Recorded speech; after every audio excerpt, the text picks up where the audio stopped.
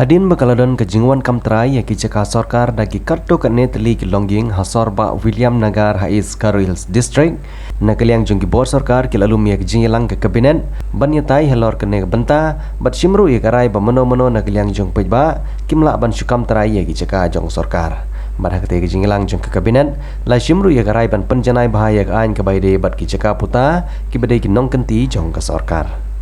Yeah, so there are multiple questions in this. Multiple questions. The first thing is there are only two ways to move forward in a situation like this.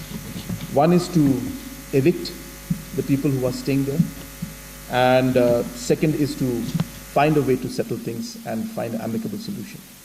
And we strongly felt that number one, there have been instances in the past when such things have taken place, and number two, that the situation right now with these people staying there for many decades, if eviction were to be done, it would lead to law and order situation at very extreme end.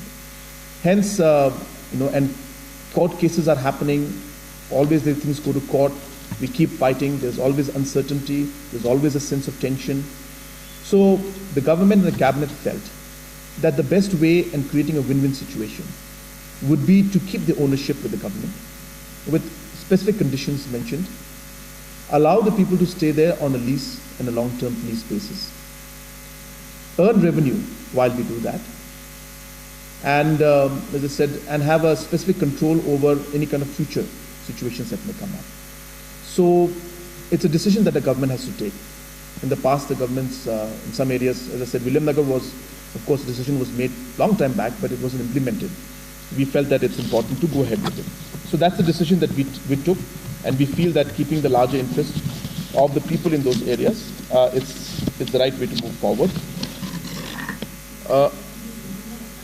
I'm coming to that.